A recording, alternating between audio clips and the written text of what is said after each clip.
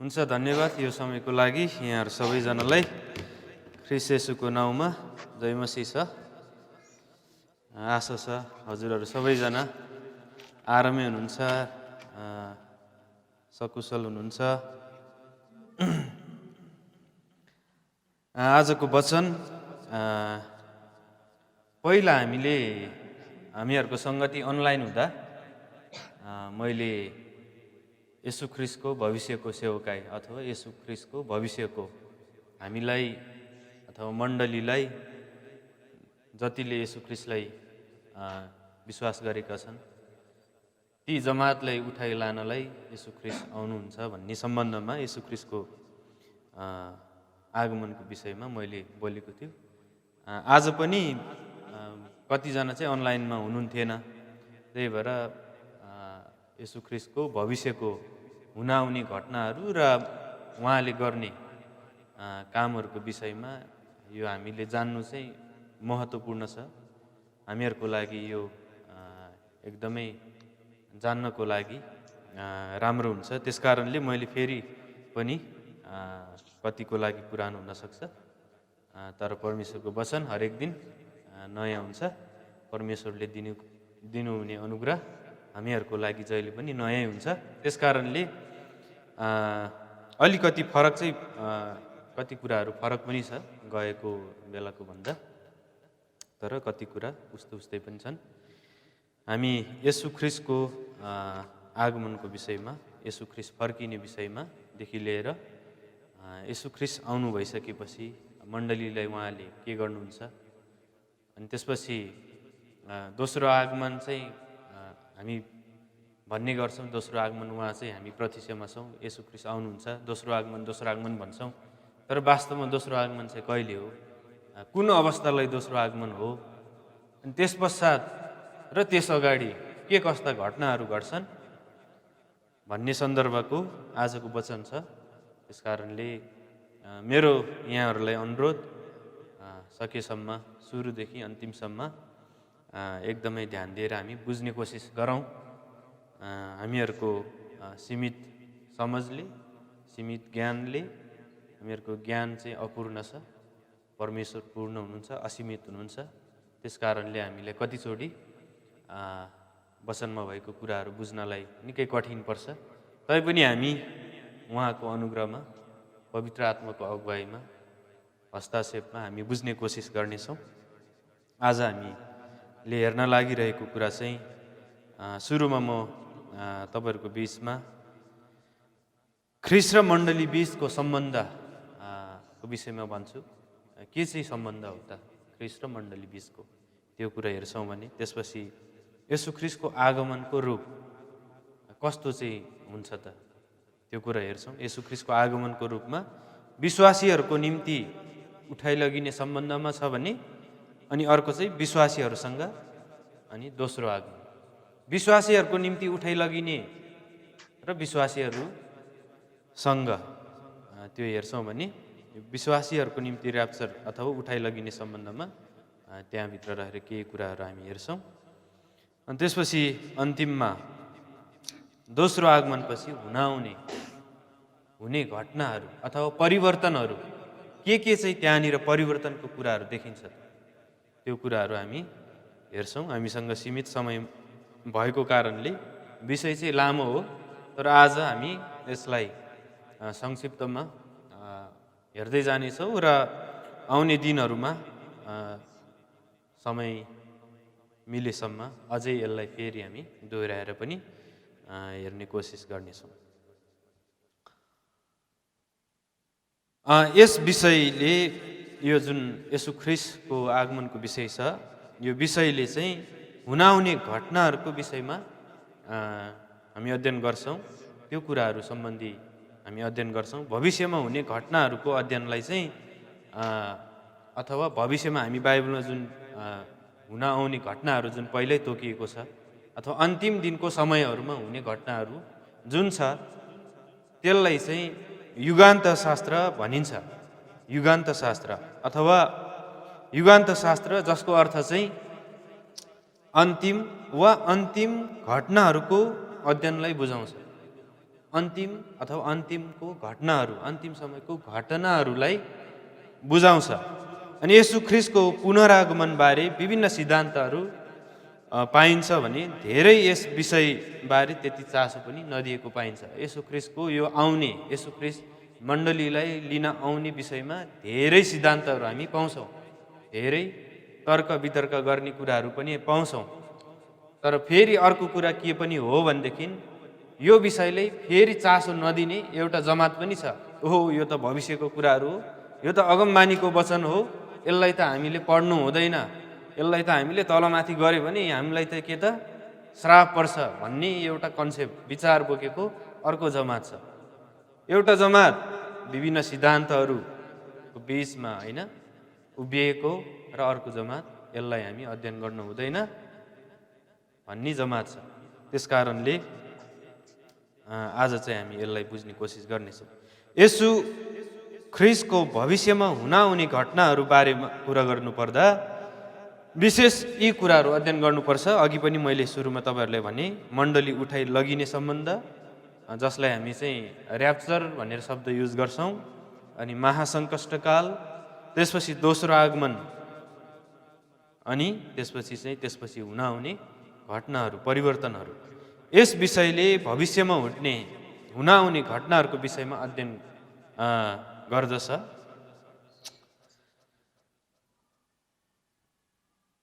अनि त्यसपछि मेरो यो स्लाइड छिटो नसरेर, येशू ख्रीष्ट 2000 वर्ष अघि संसारमा आउनुभयो। अनि उहाँ इजरायलको बेथलेम भन्ने ठाउँमा एउटी कन्या मरियमद्वारा जन्मनुभयो।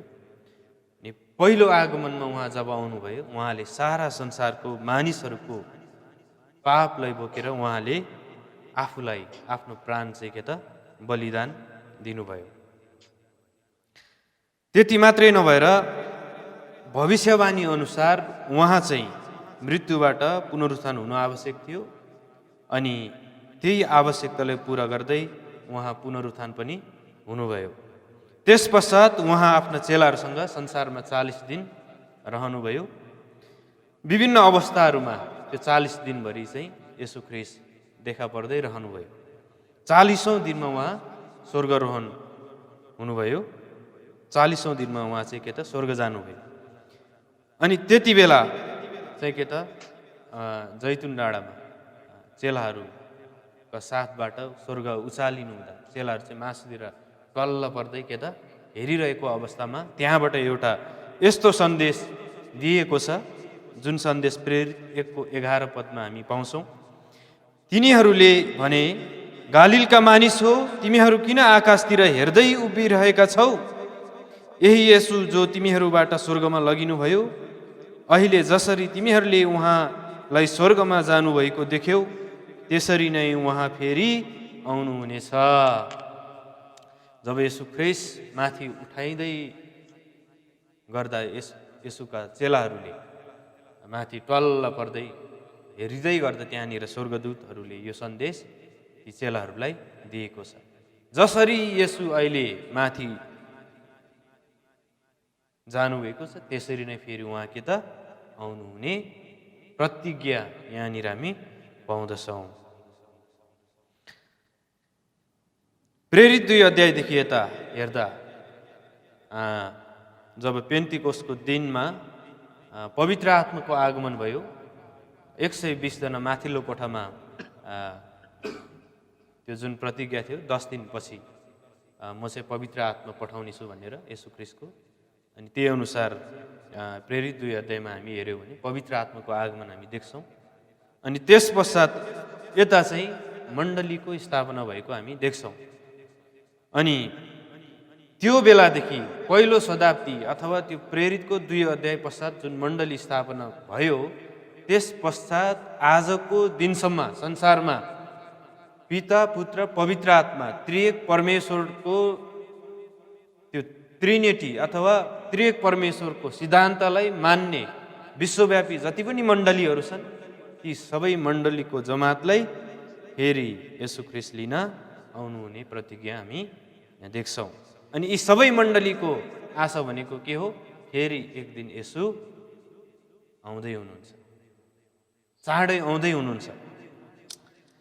अनि हामीहरूको चाहिँ आशा के त यही छ कि सबै विश्वासीको जमातलाई लिन येशू आउँदै हुनुहुन्छ। प्रकाश 22 को 7 मा यसरी फेरि म पढ्छु। प्रकाश 7 को 22, उहाँ आफैले भन्नुभएको कुरा, हेर म चाँडै आउँदैछु, हेर म चाँडै आउँदैछु।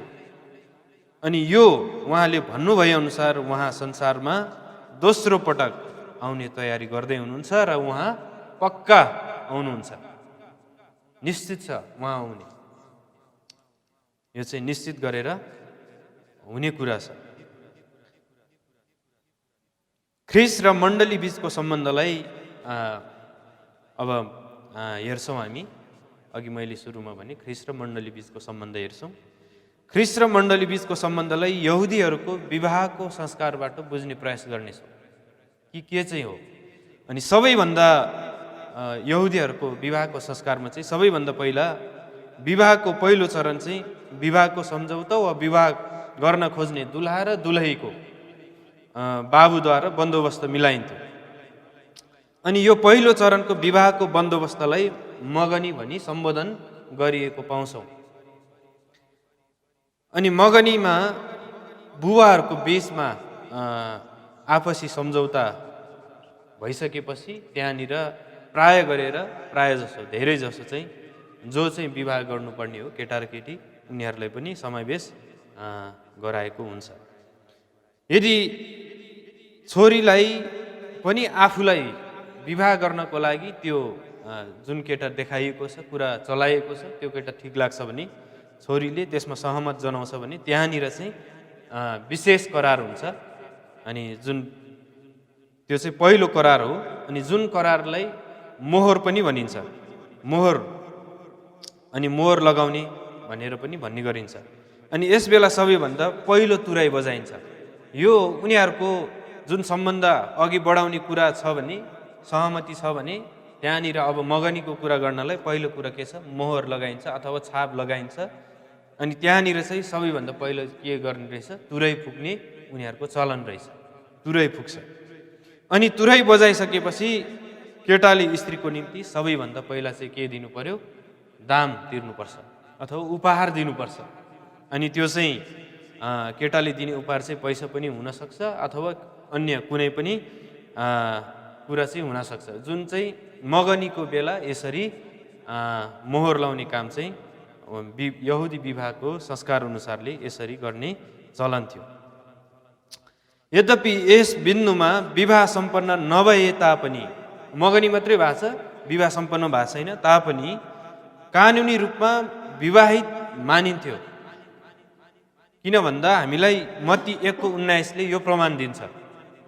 मगनी भयो, कानुनी रूपमा चाहिँ उनीहरू चाहिँ विवाह गरेको छ र ठान्दथ्यो। यो मत्ती 1:19 म पढ्छु। तर तिनका पति योसेफ धार्मिक मानिस भएको हुनाले तिनलाई शर्ममा पार्ने इच्छा नगरी तिनलाई गुप्तमै त्याग्ने इच्छा गरे। किनभने यो बेलामा त योसेफ र मरियमको विवाह भइसक्यो थिएन। अनि उनीहरूको चलन अनुसार चाहिँ यो हुन्थ्यो, विवाह कानुनी रूपमा विवाहित जस्तै उनीहरूले चाहिँ मानिलिन्थ्यो, ठान्थ्यो। त्यो चाहिँ उनीहरूको संस्कारभित्रको कुरा हो। यसरी मगनीको उपहार दिइसकेपछि अथवा करार बाँधिएपछि उनीहरूको संस्कार अनुसार अनि टेबलमा चाहिँ दुल्हा र दुलही केटाकेटी भएको टेबलमा दाखमध्यलाई ल्याएर चाहिँ राखिन्थ्यो। अनि उनीहरूले चाहिँ दाखमध्य खान्थ्यो। अनि त्यो दाखमध्य चाहिँ सबै सकाउँदैन, उनीहरूले चाहिँ सबै पिउँदैन। अनि केटाले चाहिँ त्यो अन्तिम भागले छोडेर अब चाहिँ के त विवाहको त्यो उत्सवमा चाहिँ हामी फेरि पिउनेछ भनेर त्यो चाहिँ त्यसरी छोडेको हुन्थ्यो। यो चाहिँ उनीहरूको यसरी चलन थियो। अनि यो कुराले ख्रिस्ट र मण्डली बीचको सम्बन्धलाई चित्रण गरेको पाउँदछौँ, जुन कुरा हामी बाइबलमा भएको पाउँछौँ। यसु ख्रिस्ट र मण्डली बीचको सम्बन्धले कसरी, अब त्यो चाहिँ हामी हेर्दै जानेछौँ। जुन चाहिँ निस्तार चाडसँग सम्बन्धित छ। इजरायलीहरूको निस्तार चाडको बलिदान दिउँसो 3 बजे चढाइने गरिन्थ्यो। यसरी बलिदान चढाइनु अघि इजरायलीहरूको चलन अनुसार तुरै बजाउने गर्थ्यो। पवित्र स्थानमा वर्षको एकचोटि चाहिँ निस्तार चाड चाहिँ यहुदीहरूको चलनअनुसारले त्यो बलिदान चढाउने बेलामा पहिला तुरही बजाउने चलन बलिदानभन्दा अथवा दाम चाहिँ के त तिर्नुभन्दा अगाडि पहिला तुरही बजाइन्थ्यो। अनि यसरी बलिदान चढाउनु अघि इजरायलीहरूको चलनअनुसार तुरही बजाउने गर्थ्यो। तुरही बजाइसकेपछि बलिदानलाई चढाउने काम गर्दथ्यो। अनि मात्रै चाहिँ के त त्यहाँनिर पाप क्षमाको लागि ल्याएको जुन बलिहरू छ त्यसलाई चाहिँ त्यहाँनिर बलिदान गर्ने चलन चाहिँ भएको हामी पाउँछौँ। यसरी नै येशू ख्रीष्टले पनि निस्तार चाडको बलिदानको समयमा दिउँसो 3 बजे अथवा पहिलो तुरहीको बजाइसँगै सारा मानव जातिको पापको लागि आफ्नो बहुमूल्य प्राण अर्पण गर्नुभएको, बलिदान गर्नुभएको अथवा मोल तिर्नुभएको हामी देख्छौँ। यसरी चाहिँ येशू ख्रीष्टले के त मगनीको चाहिँ के त यो चरणको भागलाई यसरी येशू ख्रीष्टले मण्डलीको लागि पुरा गरेको हामी देख्छौँ।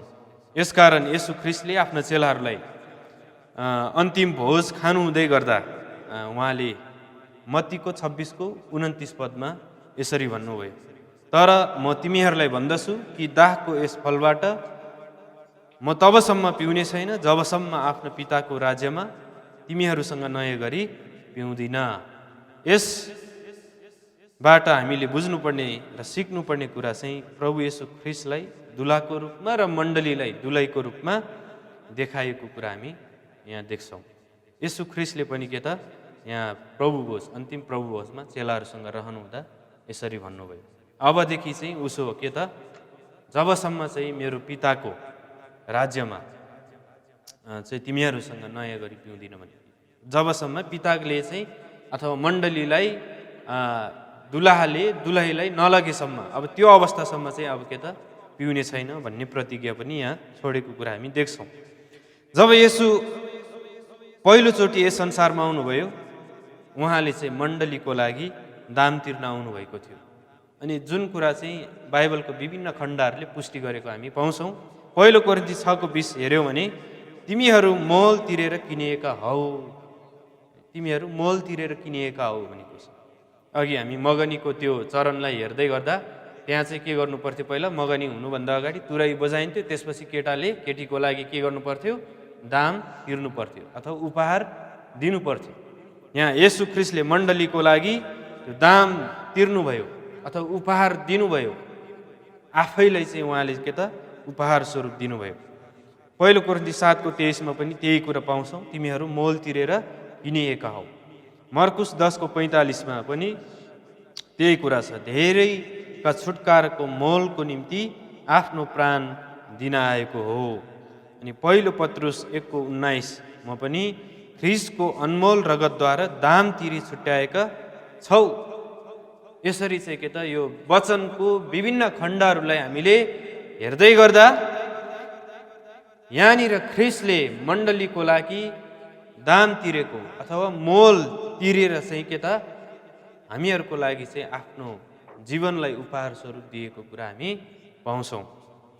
अझै पावलले दोस्रो कोरिन्थी 11:2 यसरी भन्दछ, ईश्वरीय डाहाले म तिमीहरूप्रति डाही भएको छु, एउटै पतिकी पवित्र दुलहीको रूपमा तिमीहरूलाई प्रस्तुत गर्न मैले ख्रीष्टसँग तिमीहरूको मगनी गरिदिएँ। हैन, एउटै पतिको पत्नी हुनलाई ख्रीष्टसँग तिमीहरूको मैले मगनी गरिदिएँ। अथवा कोरिन्थी मण्डलीहरूलाई यहाँ पावलले अब तिमीहरूको चाहिँ के त ख्रीष्टसँग मगनी भइसकेको छ। अब यहुदी संस्कार अनुसार, विवाहको संस्कार अनुसार मगनी के हो रे, विवाह गरेको सहरै ठहरिन्छ, त्यो कानुनी मान्यता। एउटै पतिको पत्नी हुनलाई ख्रीष्टसँग तिमीहरूको मगनी गरिदिएको छु भनेर पावलले यहाँनिर भनेको छ।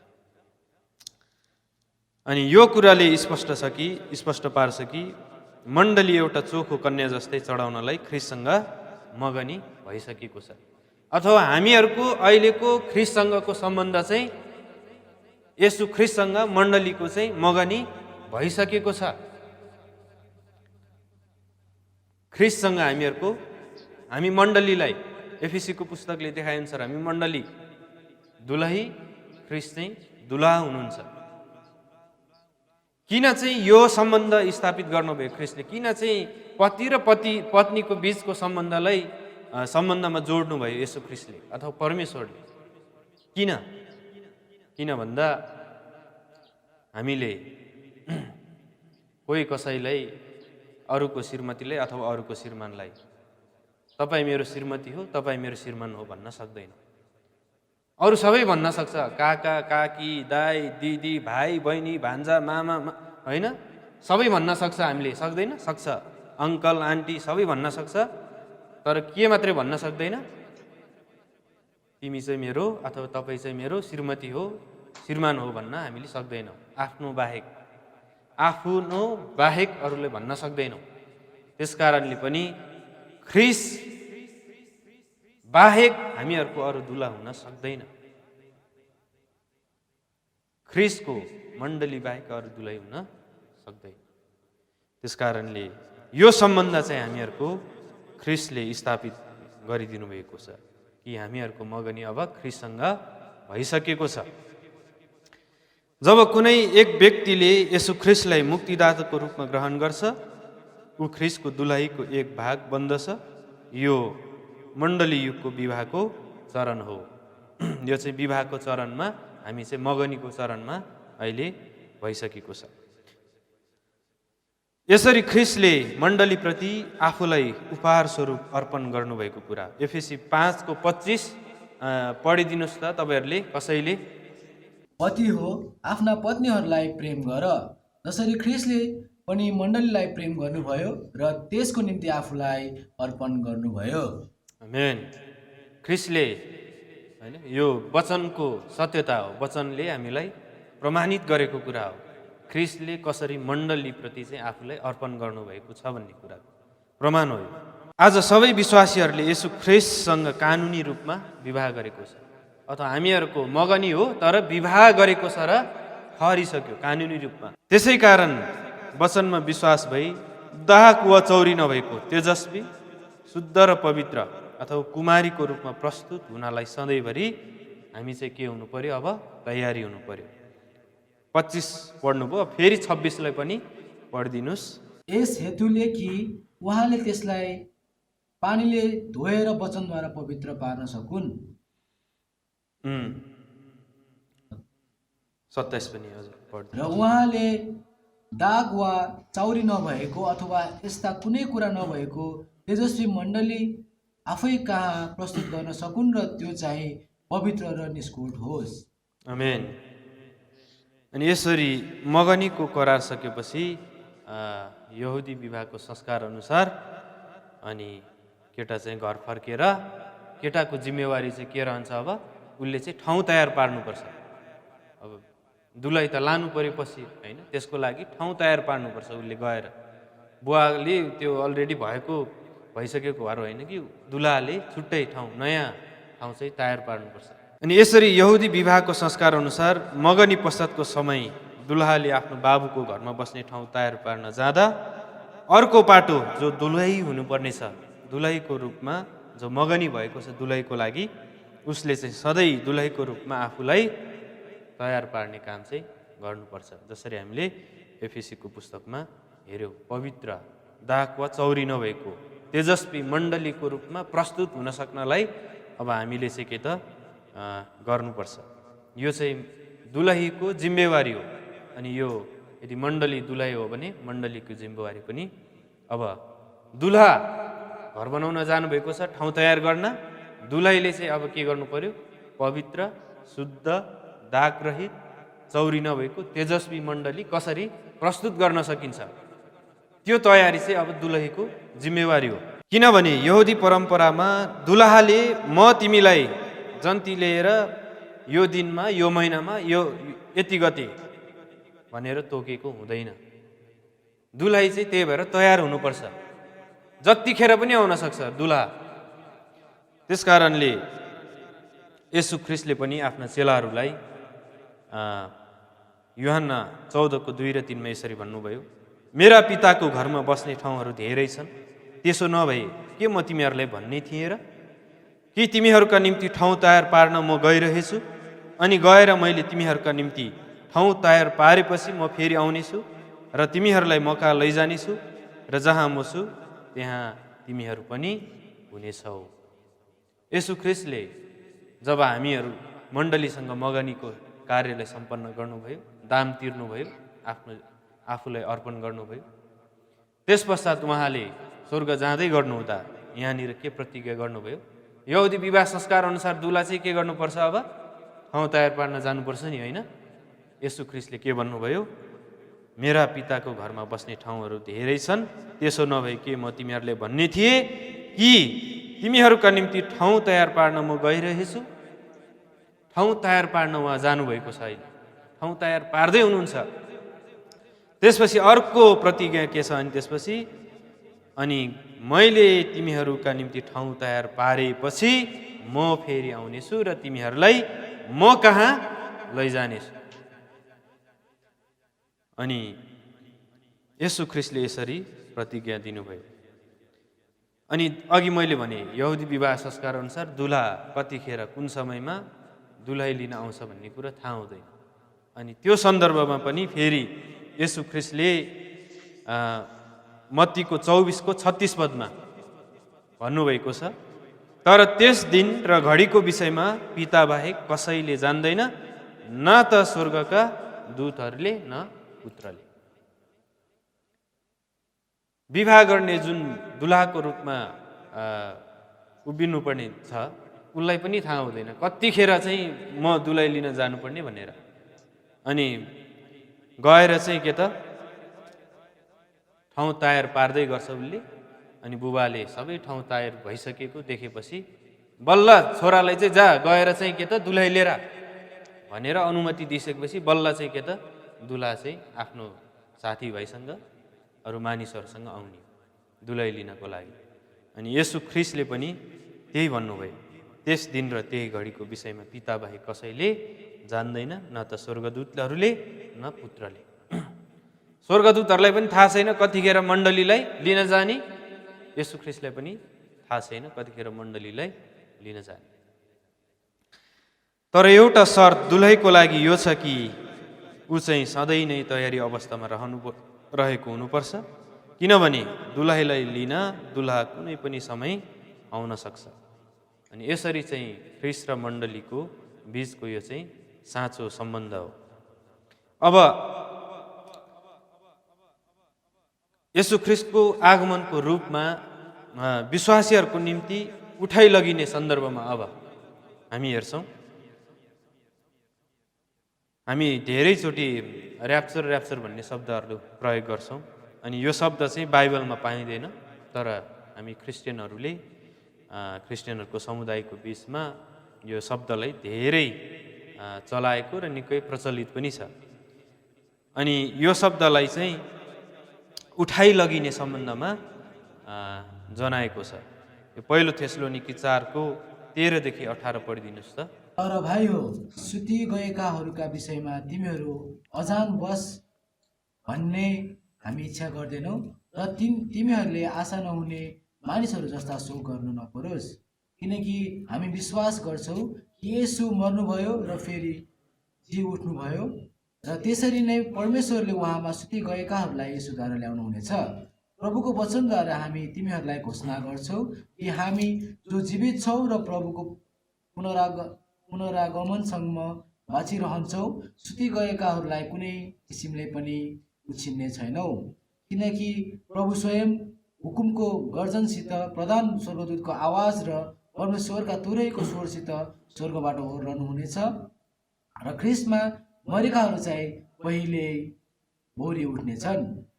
तब हामी बाँचिरहेका र छोडिएकाहरू प्रभुलाई आकाशमा भेट्न तिमीहरूका साथसाथै बादलमा उठाइ लगिनेछौँ र त्यसरी हामी सधैँ प्रभुसँग रहनेछौँ। त्यसै कारण एकले अर्कालाई यी वचनहरूले सान्त्वना दियो। आमेन। यो खण्डबाट चाहिँ यो ऱ्याप्चर शब्दलाई चाहिँ उठाइ लगिने सम्बन्धको कुरालाई देखाउँछ, अथवा यो 17 पदको उठाइ लानेछौँ भन्ने शब्द चाहिँ यो यूहन्नाको 10:28 हेऱ्यो भने यो चाहिँ खोसेर लैजानेसँग पनि अनुवाद गरिएको छ। अनि यो ऱ्याप्चर शब्दको अर्थ चाहिँ यसलाई अनुवाद गर्दा चाहिँ हामी यो पृथ्वीको धरातलबाट हामीले कतिजनाले चाहिँ अब स्कुल पढेर आएकोहरूले चाहिँ यो न्युटनको गुरुत्वाकर्षणको नियम पनि हामीले पढेर आएका छौँ। अनि यो गुरुत्वाकर्षणको नियममा चाहिँ जति पनि माथि सामानहरू हामी फ्याँक्छौँ अथवा फाल्छौँ त्यो चाहिँ के गर्छ, तलतिरै झर्छ, तलै आउँछ। तर यो बेलामा चाहिँ के हुनेछ, यो गुरुत्व आकर्षणको नियमलाई पनि यसको विरुद्धमा आकाशतिर सिधा हामी माथि जान्छौँ। अनि यो चाहिँ के त उठाइ लगिने सँग सम्बन्धित चाहिँ के त यसरी यो पहिलो थेसलोनिकीको 4 अध्यायमा हामीले हेऱ्यौँ, यसरी चाहिँ यसलाई अनुवाद गरिएको छ। अनि खासमा यो उठाइ लगिने चाहिँ मण्डली उठाइ लगिने चाहिँ यो संसारमा जति पनि 7 वर्षको सङ्कष्टको कालको कुराहरू हामी गर्छौँ त्योभन्दा अगाडि उठाइ लगिने सन्दर्भ चाहिँ हामी वचनमा देख्छौँ। यहुदीहरूको विवाहको संस्कारमा पहिलो चरण मगनी थियो भने दोस्रो चरण चाहिँ समारोह अथवा प्रस्तुति वा वास्तविक विवाह हो, दोस्रो चरण चाहिँ। अब यहाँ दुलहाले विवाहको ठाउँ तयार पारेपछि दुलहीलाई लिन जानु भन्ने कुरा चाहिँ के त उसले पर्खिबसेको हुन्छ। अनि जबसम्म बाबुले उसलाई अनुमति दिँदैन, जाऊ गएर लिएर आऊ दुलही भनेर अनुमति दिँदैन, तबसम्म उसलाई चाहिँ के त थाहा हुँदैन कतिखेर जाने, कहिले ल्याउने भनेर। अनि जब त्यो अनुमति पाउँछ ऊ चाहिँ दुलही लिनलाई आउँछ। उनीहरूको चलनअनुसार राति चाहिँ दुलही लिन जाने चलन छ। अनि यसरी चाहिँ उनीहरू के त गएर दुलही लिएर आउँछ। दुलही लिन जाँदा ऊ दुलहीको घरभित्र बसेर बस्दैन, बाहिरैबाट चाहिँ के त दुलही लिएर जाने चलन छ। अनि घरमा लिएर जान्छ।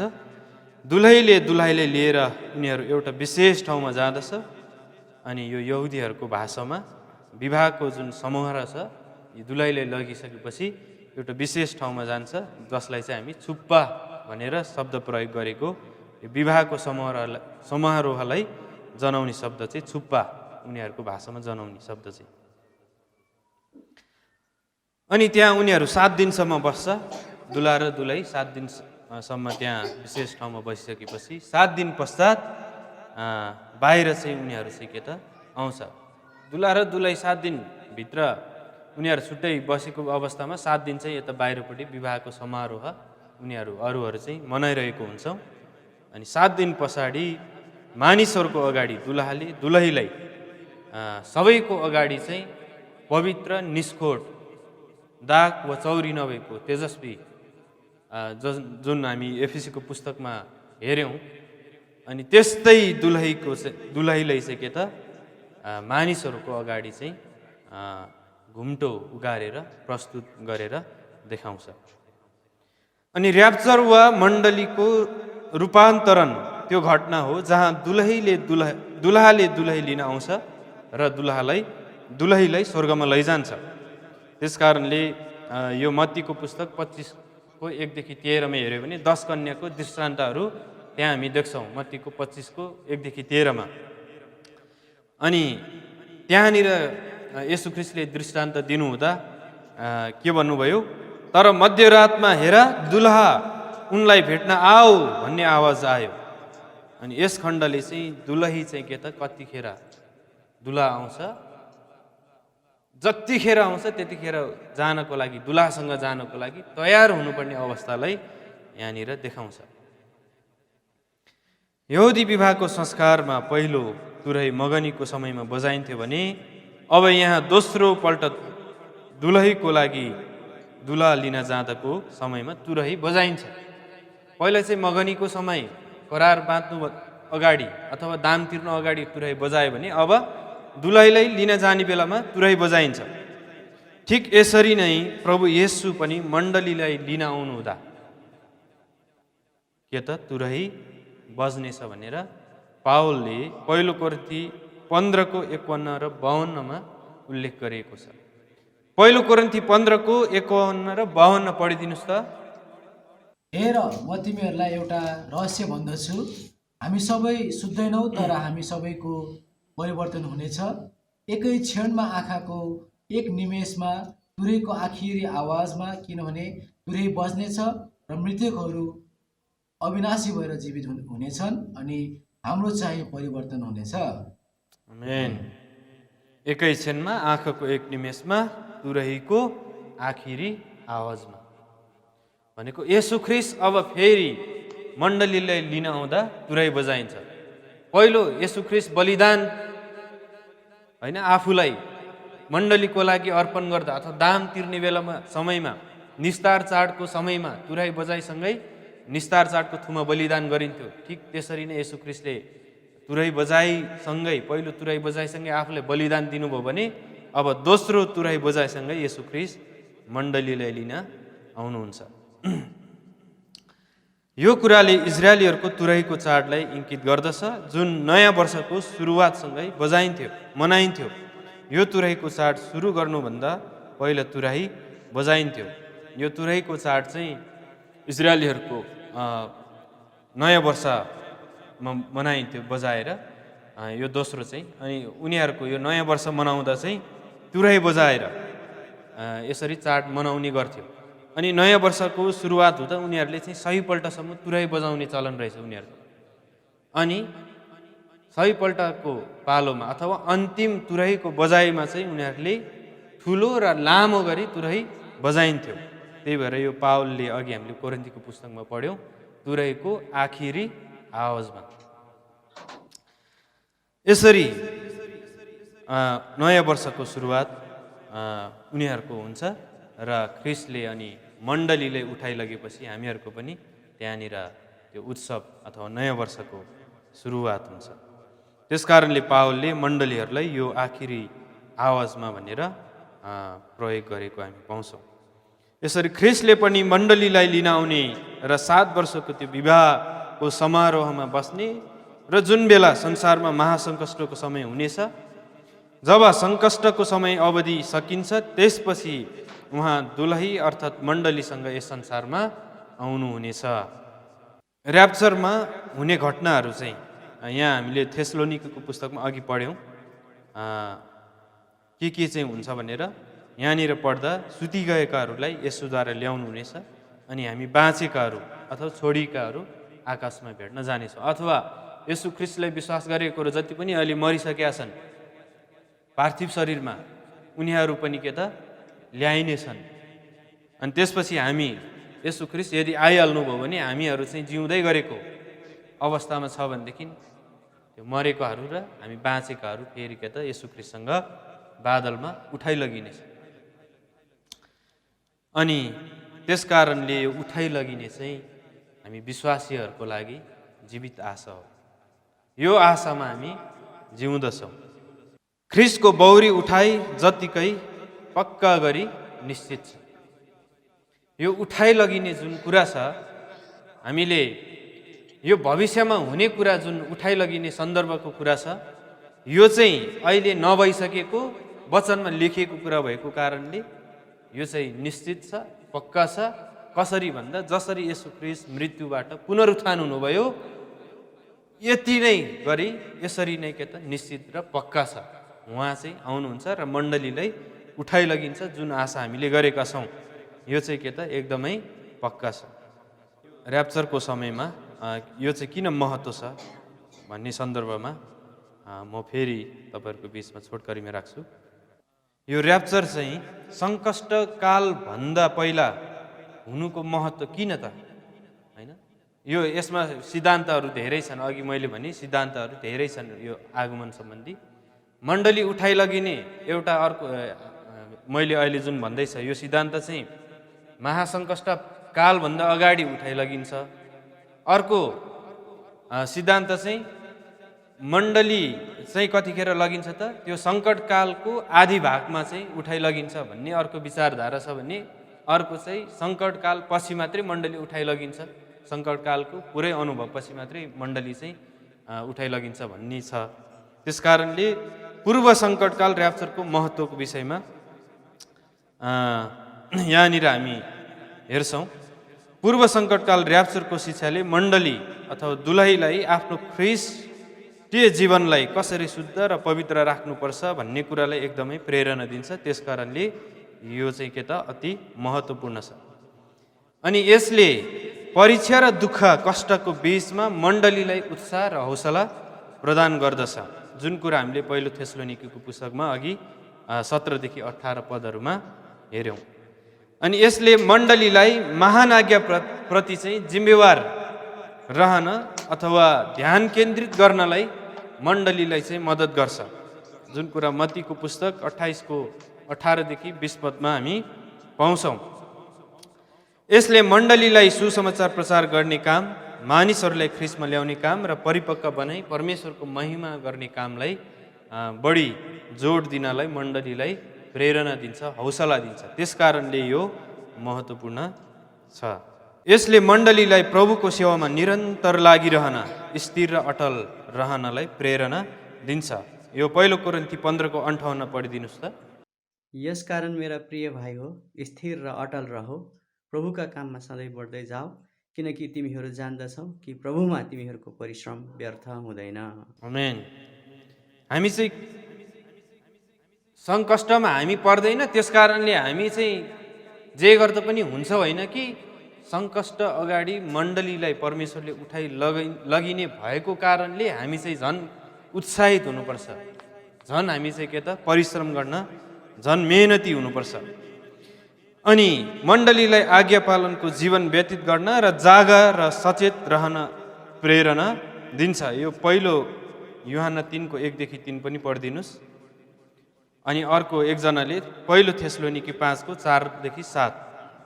हेर, पिताले हामीलाई कस्तो किसिमले प्रेम गर्नुभएको छ कि हामी परमेश्वरका सन्तान भनी कहलिएकाहरू हौ र साँच्चै हौ पनि।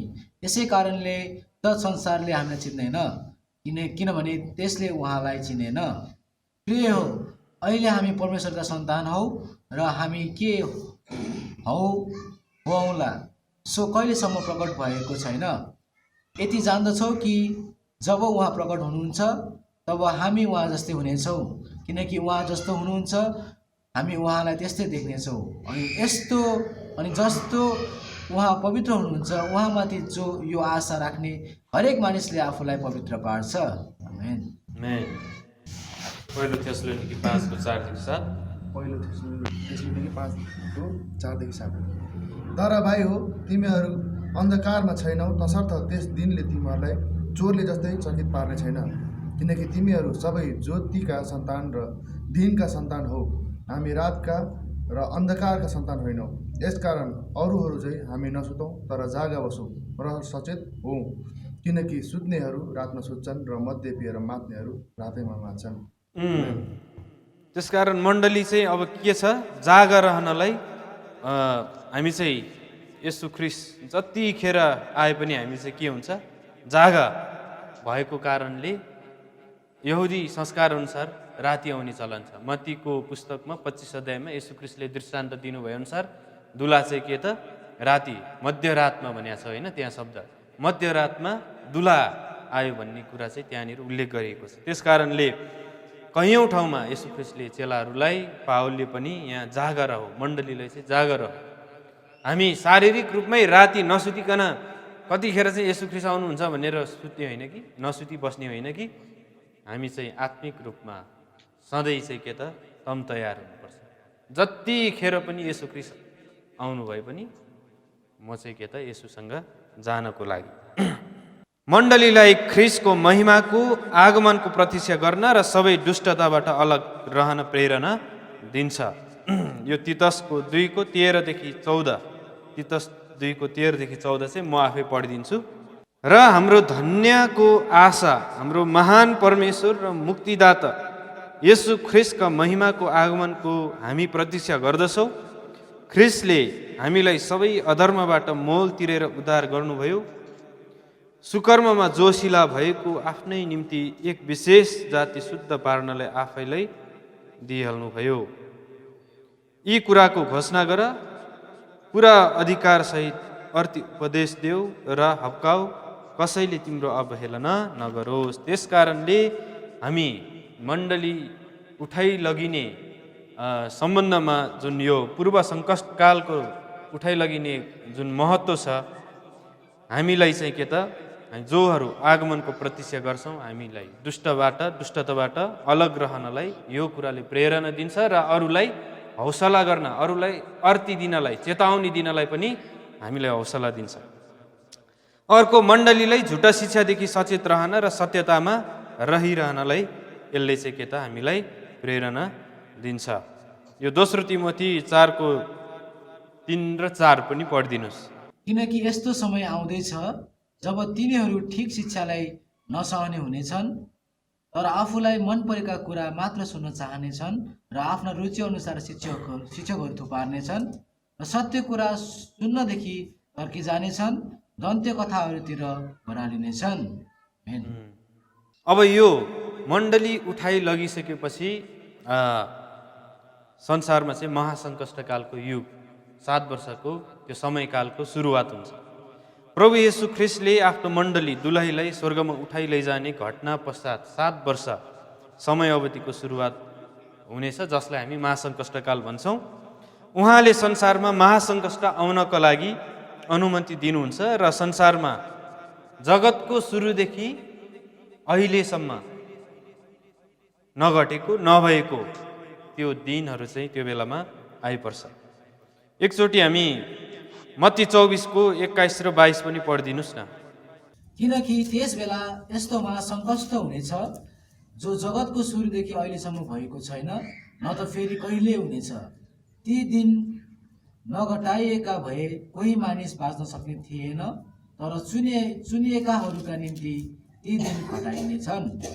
उहाँले संसारमा महासङ्कष्ट आउनको लागि अनुमति दिनुहुन्छ र संसारमा यसरी चाहिँ के त त्यो ठुलो विपत्ति सङ्कष्ट आइपर्छ। महासङ्कष्टकालको सुरुवात साथै दानियलको पुस्तक अनुसार दानियलको 70औँ हप्ताको सुरुवात हुन्छ। यसलाई चाहिँ अब हामीले आज यो महासङ्कष्टकाललाई एकदमै संक्षिप्तमा मात्रै, छोटकरीमा मात्रै हेर्ने भएको कारणले यो बुझ्नलाई आजको लागि चाहिँ कठिनै पर्छ। त्यस कारणले सरस्वती मात्रै जान्छु म यसमा।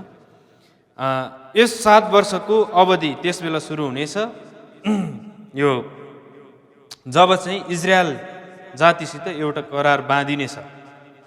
अनि उक्त 7 वर्षको समय पश्चात ठिक बीचमा आएर करार भङ्ग गरिनेछ अनि पापको पुरुष अथवा ख्रिस्ट विरोधी एन्टिक्राइस्ट चाहिँ त्यो बेलामा चाहिँ संसारको शासक बन्ने त्यो कुरा चाहिँ के त दानियलको पुस्तकमा गरिएको हामी पाउँछौँ।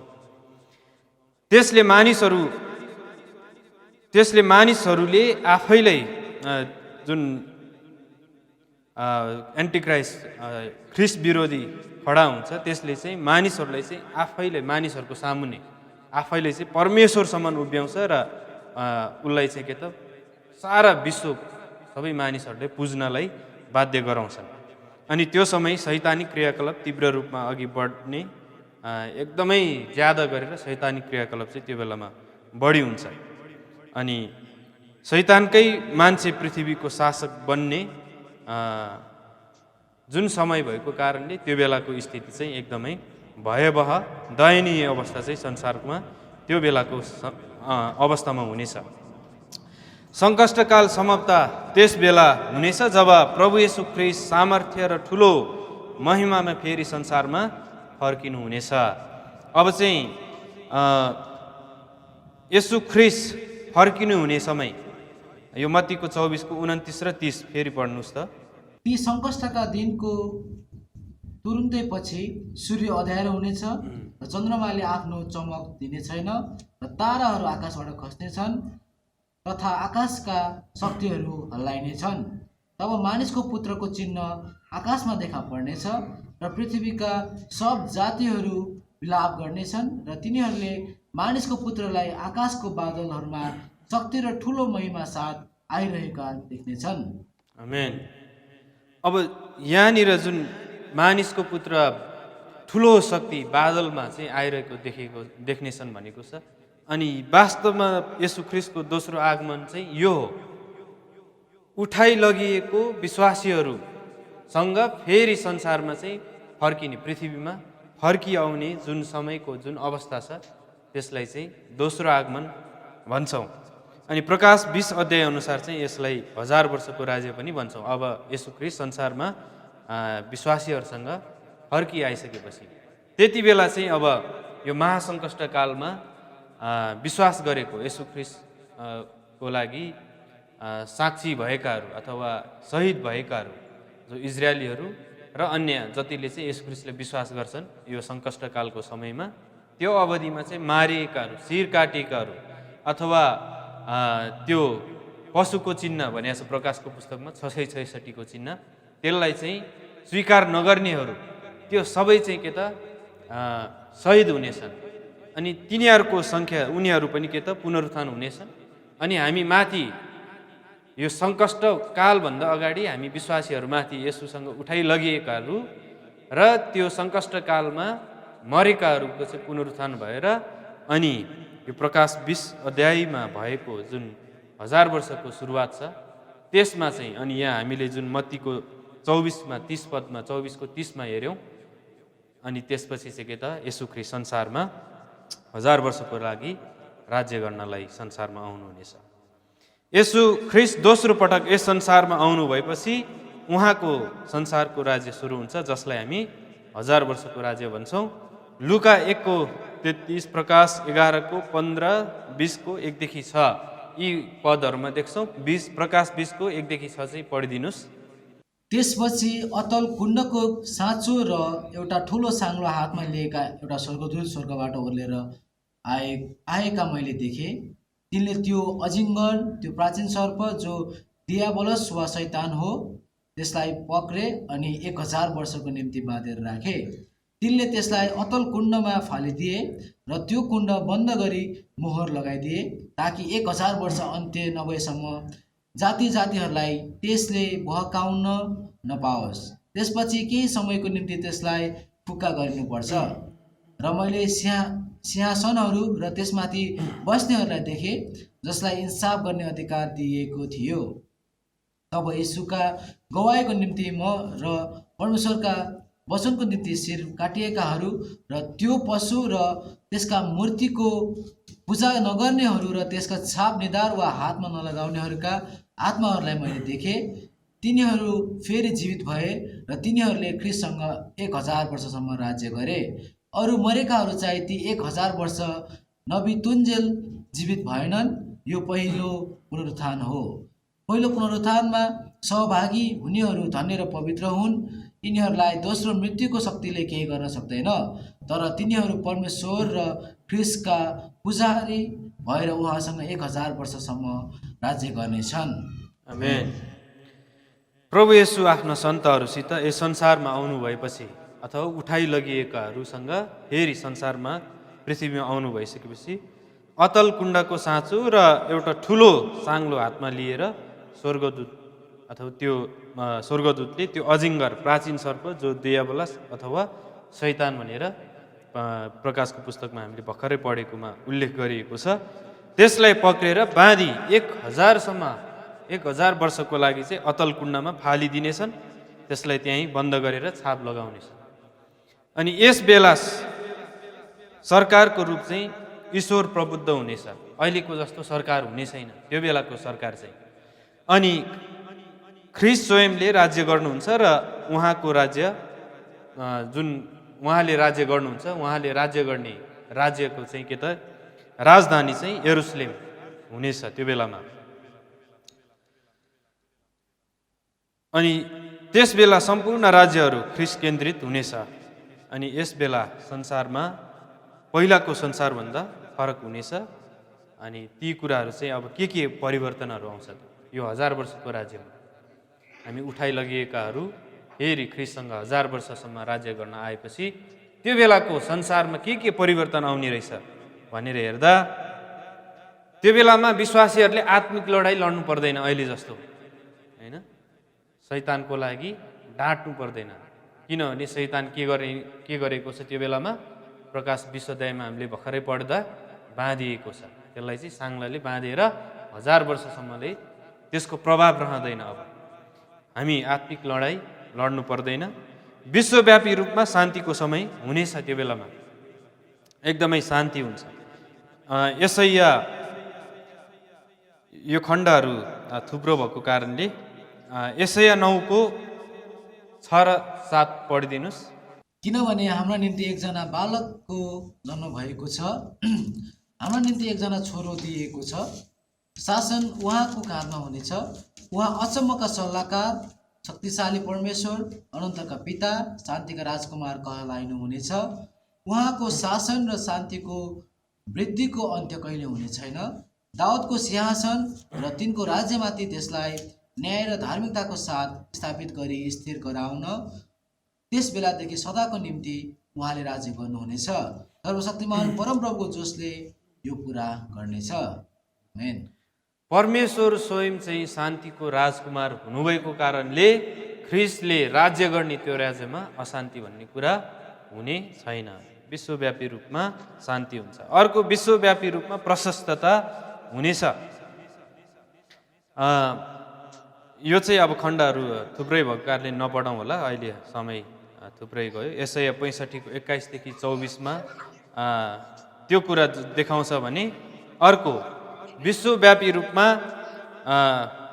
सठिक न्याय स्थापना हुनेछ। अर्को पृथ्वीलाई यसको पहिलाकै फलदायी र सुन्दर अवस्थामा पुनर्स्थापित हुनेछ। विश्वव्यापी रूपमा परमेश्वरको ज्ञानले भरिपूर्ण हुनेछ। त्यो बेलामा पशुहरूमा हानिकारक स्वभाव हुने छैन। पृथ्वीले प्राप्त गर्ने ज्योतिमा फर्केर अनि के त आउनेछ। यो यसैया 11 को 6 देखि 9 चाहिँ पढिदिनुहोस्। पशु चाहिँ थुमासित बस्नेछ र चितुवा पाटासित सुतेर बस्नेछ। बाछा, सिंह र 1 वर्षे पशु एकैसाथ रहनेछन् र एउटा सानो बालकले तिनीहरूलाई डोर्याउनेछन्। गाई र भालु एकैसाथ झर्नेछन् र तिनीहरूका बच्चाहरू एकैसाथ ढल्केर बस्नेछन् र सिंहले गोरुले झै पराल खानेछ। दुधे बालकले गोमन सर्पको कुरको नजिक खेल्नेछ र भर्खर दुध छोडेको बालकले विषालु सर्पको दुलोमा आफ्नो हात हाल्नेछ। तिनीहरूले मेरा सबै पवित्र पर्वतमा न त केही हानि न नोक्सानी गर्नेछन्, किनकि समुद्र पानीले भरिए चाहिँ पृथ्वी परमप्रभुको ज्ञानले भरिपूर्ण हुनेछ। आमेन। त्यो बेलाको स्थिति, संसारको स्थिति चाहिँ यो खालको हुनेछ। त्यस कारणले अहिले जस्तो त्रासपूर्ण होइन, हामी वन जङ्गलतिर गयो भने हामी त्यहाँनिर एक्लै दुक्लै जानै सक्दैन। अहिले अलि ठुलो घना जङ्गलतिर, किनभने हानिकारक हुन्छ पशुहरू, जनावरहरू। तर त्यो समयमा यो अवस्था रहने छैन। अर्को जीवनको अवधिमा ठुलो वृद्धि हुनेछ। अर्थात् जीवनको हामीहरूको आयु चाहिँ लामो हुनेछ। अहिले जस्तो 60-70 वर्ष चाहिँ बाँच्ला कि नबाँच्ला भनेर पिर गर्नु पर्दैन, चिन्ता गर्नु पर्दैन होइन। त्यो बेलामा चाहिँ 40 वर्ष, अहिले चाहिँ 40 वर्ष कट्दै चौरी पर्न थाल्छ नि हामी होइन, रूप। त्यो बेलामा चाहिँ हामीहरूको त्यस्तो हुँदैन। तपाईँलाई यसको पनि प्रमाण दिइहालौँ। यसैया 65 को 20 र 22 पढिदिनुहोस् ल। 20 देखि 22। यसैया 65 को 20 देखि 22। थोरै दिनसम्म बाँच्ने बालक वा आफ्नो पुरा उमेरसम्म नबाँच्ने वृद्ध मानिस त्यहाँ कहिले हुने छैन। 100 वर्षसम्म बाँचेर मर्ने चाहिँ जवान मानिनेछ र 100 वर्षसम्म नबाँच्ने चाहिँ श्रापित मानिनेछ। तिनीहरूले घर बनाएर तिनमा बास गर्नेछन्। तिनीहरूले दाखबारी लगाएर तिनका फल खानेछन्। तिनीहरूले घरहरू बनाएर तिनमा अरूहरू बस्ने र तिनीहरूले रोपेर अरूहरूले खाने कहिले हुने छैन, किनकि रुखको आयु जस्तै मेरा प्रजाको आयु हुनेछ र मेरा छानिएकाहरूले आफ्ना हातले गरेका काम धेरै दिनसम्मै भोग गर्नेछन्। आमेन। अनि यो चाहिँ हामीहरूको लागि आउने आशा हो, हामीहरूको लागि भविष्य हो। अनि यति सुन्दर चाहिँ के त हामीहरूको लागि भविष्यमा आशा छ। त्यसकारणले यहुदी जातिको विवाहको संस्कारभित्र दुलहाले दुलहीलाई मगनी गरेको समयदेखि लिएर फेरि दुलहाले दुलहीलाई लिने आउने र फेरि लिएर विवाहको समारोहको उत्सव मनाउने समयसम्मको जुन संस्कार छ, त्यसरी नै येशू ख्रीष्ट संसारमा आउनुभए, क्रुसमा उहाँको बलिदान, मृत्यु, पुनरुत्थान, स्वर्गारोहण र मण्डलीलाई फेरि लिन आउनुहुने प्रतिज्ञाले प्रभु येशू ख्रीष्ट यस संसारमा मण्डलीलाई लिन आउने र लिएर 7 वर्षसम्म विवाहको त्यो उत्सव मनाउने र महासङ्कष्टकालको समय सकेपछि अथवा 7 वर्षको काल पुरा भइसकेपछि फेरि आफ्नो दुलहीसँग अथवा मण्डलीसँग संसारमा 1000 वर्षको लागि आउने कुराको यहाँ चित्रण हामी आजको वचनमा पाउँदछौँ। त्यसकारणले ख्रीष्ट मेरो दुलहा र म दुलही, ख्रीष्टको दुलही, ख्रीष्ट चाहिँ मेरो दुलहा र म उहाँको दुलही हौँ भने म आफू कसरी दुलहीको रूपमा प्रस्तुत हुन सक्नलाई, अर्थात् दाग वा चौरी नभएको पवित्र वा निष्खोट तेजस्वी मण्डलीको रूपमा प्रस्तुत हुन सक्नलाई यो चाहिँ के त मेरो जिम्मेवारी हो, यो मैले गर्नुपर्छ। त्यसकारणले यदि तपाईहरू पनि ख्रीष्टको दुलही हुनुहुन्छ भने र ख्रीष्ट तपाईहरूको दुलहा हुनुहुन्छ भने यो चुनौती पनि आज तपाईहरूको लागि छ, तपाईँ र मेरो लागि छ। त्यसकारणले आज हामीले ख्रीष्टको भविष्यमा हुन आउने, उहाँले गर्नुहुने सेवकाईको विषयमा हामीले हेरेका छौँ, हामीले बुझ्ने कोसिस गरेका छौँ। आउने दिनहरूमा अझै पनि हामी यसलाई बुझ्ने कोसिस गर्नेछौँ। हुन्छ, म आजको वचनलाई यहीँ राख्छु। बाँकी समय म फेरि हाम्रो सञ्चालक भेनाले लिनुहुन्छ। हाम्रो पास्टर आदरणीय पास्टरज्यूले यो समय लिइदिनु हुन म अनुरोध गर्दछु। हुन्छ, धन्यवाद यो समयको लागि। सबैलाई जय मसीह।